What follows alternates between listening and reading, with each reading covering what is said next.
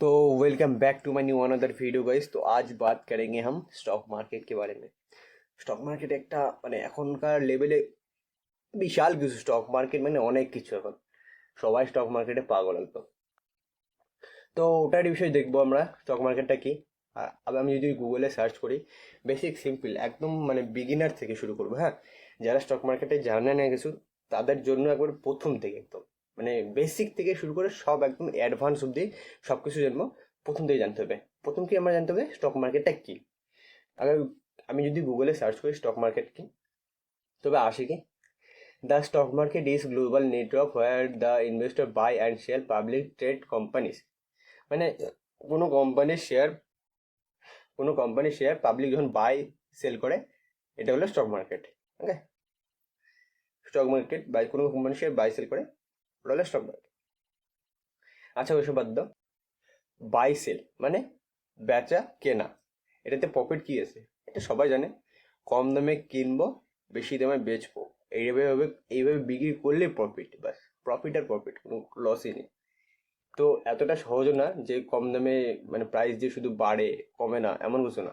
কোনো কোম্পানির আমরা যদি শেয়ার কিনি, ওই কোম্পানির শেয়ার এক 100 থেকে 200 হতেও পারে, আবার 100 থেকে 10ও হতে পারে। তো কোম্পানির লাভ লস থাকে যায়। তো আমাদের ওটাকে অ্যানালাইজ করে বুঝতে হয় মার্কেট কি করতে চায়, মানে কোম্পানিটা কি কি করতে চায়, হ্যান ত্যান মানে বুঝতে হবে। বুঝার পরে আমাদেরকে স্টক মার্কেটে ইনভেস্ট করতে হয়। ওকে, ওই হিসেবে ইনভেস্ট করতে হয়, নাহলে লস টস হওয়ার চান্সেস থাকে। তো ওইসব বোঝা, ওইসব পড়ার বিষয়। তো স্টক মার্কেটটা কি সেটা বলে দিলাম সিম্পলি ভাষায়, বাই সেল। এখানে আর একটা আমি টপিকে নিয়ে আলোচনা করবো যে স্টক মার্কেট কেন, মানে কোম্পানি কেন শেয়ার মার্কেটে আসে, কেন আমরা ওর কোম্পানির শেয়ার কিনি, বা কোম্পানি কেন প্রোভাইড করে ওর শেয়ার। জাস্ট এটাই জানার জন্য আমরা আজকের ভিডিও মেন টপিক। ওকে, তো সিম্পলি একটা কোম্পানি যখন, how to launch company in stock market, মানে কোম্পানি কি করে স্টক মার্কেটে লঞ্চ হয়। ওকে, একটা কোনো যে কোনো কোম্পানি লঞ্চ করতে গেলে প্রথম কি দরকার? লোন দরকার। ওকে, টাকা দরকার। টাকা আসবে কোথা থেকে? ব্যাংক থেকে অবশ্যই। ব্যাংক থেকে টাকা নেবে, ব্যাংক লোন দেবে। ওই লোনের টাকা নিয়ে ধরো সাধারণত 1 কোটি টাকা দিয়ে একটা কোম্পানি ক্রিয়েট করলো। সাধারণত 1 কোটি টাকা ব্যাংক থেকে একটা লোন নিলো। লোন নিয়ে একটা কোম্পানি ক্রিয়েট করলো, কোম্পানির নাম দিলাম XYZ। ওকে, কোম্পানি ক্রিয়েট করলো। কোম্পানি ক্রিয়েট করার পরে এবার কি করবে?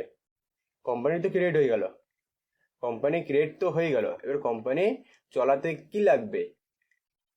লোকজন লাগবে, ম্যান পাওয়ার লাগবে। তো ম্যান পাওয়ারকে চালানোর জন্য তো আবার টাকা দরকার। ব্যাংক কি আবার লোন দেবে? দেবে না।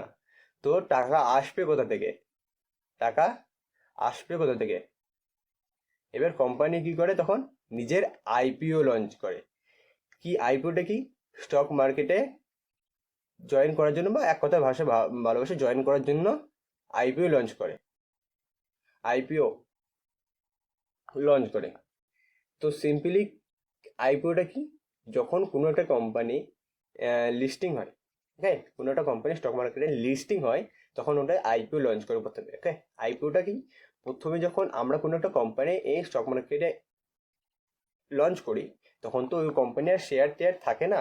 কোম্পানি যখন কি করে, ওই বলে আমার কোম্পানির 1000টা ভাগ হবে। ওকে, আমার কোম্পানির কটা 1000টা ভাগ হবে, মানে 1000টা শেয়ার হবে। কটা? 1000টা শেয়ার। ওকে, 1000টা শেয়ার আসবে। পার শেয়ার কত করে দেবে? পার শেয়ার 5 টাকা করে পাবে না, 5 টাকা করে পার শেয়ার। জাস্ট এটা বলছি, এরকম ধরনের হাজার হয় না, 10,000, 20,000, 1 লাখ, 2 লাখ শেয়ার হয়ে থাকে। তো 5 টাকায় আমার কোম্পানির শেয়ার পাই যাবে, লোকে কিনতে পারবে। এই 5 টাকায় কোম্পানির শেয়ার কিনলে ওই আমার কোম্পানির পার্টনার হয়ে যাবে, মানে কোম্পানির ভাগ নিয়ে থাকবে এই শেয়ারটা কিনলে। এবার 1000টা শেয়ার আছে, 1000 জন কিনতে হবে। ওকে, তো দেখো আমি ওই কোম্পানি XYZ কোম্পানির 10টা শেয়ার কিনে নিলাম। ওকে, 10টা শেয়ার কিনে নিলাম কত টাকায়? 5 টাকায়। কত টাকায়? 5 টাকায়। তাহলে 10টা শেয়ারের দাম কত পড়বে? অ্যারাউন্ড 50 টাকা। 50 টাকা, ঠিক আছে। এবার আইপিও লঞ্চ করার পর কোম্পানি শেয়ার 5 টাকা থেকে ইনক্রিজ হয়ে কত টাকা হলো? দেখো 20 টাকা হয়ে গেছে। ওকে, 20 টাকা হয়ে গেছে, আইপিও লঞ্চ করার পর কোম্পানি 20 টাকা হয়ে গেছে। এবার এখানে তার থেকে বড় টপিক হলো যে 1000টা শেয়ার আছে, এই 1000টা শেয়ার যখন ওই মানে পাবলিককে দিবে, পাবলিককে দেওয়ার বদল যে টাকাটা পাবে সেই টাকাটা দিয়ে কোম্পানি নিজের ম্যান পাওয়ারকে গ্রোথ করবে। ওকে, নিজের ম্যান পাওয়ার মানে কোম্পানিটাকে চলাবে। এর বদল তো কোম্পানিকে কিছু দিতে হবে, সেই জন্য কি করে কোম্পানি শেয়ার দেয়। পাবলিক তো আর এমনি টাকা দিবে না, এবার কি শেয়ার দেয়।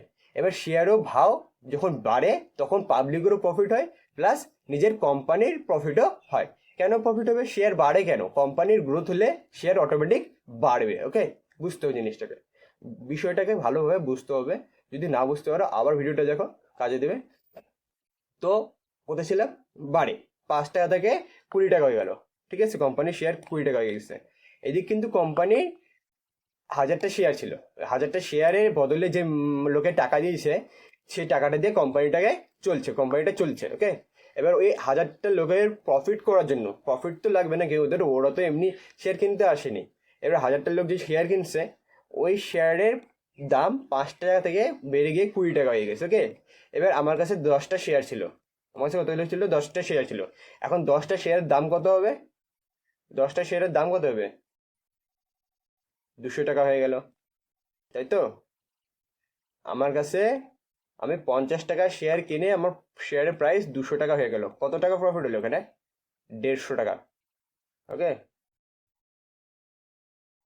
এইভাবে কোম্পানির প্রফিটও হয়। কোম্পানি নিজে কোম্পানি চালানোর জন্য শেয়ার ডিভাইড করে, আবার নিজের আমাদের মানে ব্রোকারের আমাদের প্রফিটের জন্য কোম্পানি কি করে? নিজের শেয়ার দেয়। আমাদেরও প্রফিট, কোম্পানিরও চালানোর জন্য প্রফিট হয়ে যায়। পাবলিক যে টাকাটা দেয় এই টাকাটা থেকে কোম্পানি নিজের টাকা কালেক্ট করে কোম্পানিকে চলায়। জাস্ট এটাই। এইভাবেই কোম্পানি লিস্টিং হয়, এইভাবে কোম্পানি স্টক মার্কেটে আসে। এই কারণে একমাত্র কোম্পানি নিজের শেয়ার পাবলিকের মধ্যে ডিভাইড করে, কোম্পানির নিজের পাবলিকের মধ্যে ডিভাইড করে। তো যদি ভিডিওটা ছোট্ট ভিডিও, যদি ছোট্ট একটা বিষয় টপিকে যদি ভিডিওটা সত্যি একটু ভালো লাগে থাকে অবশ্যই লাইক করবেন।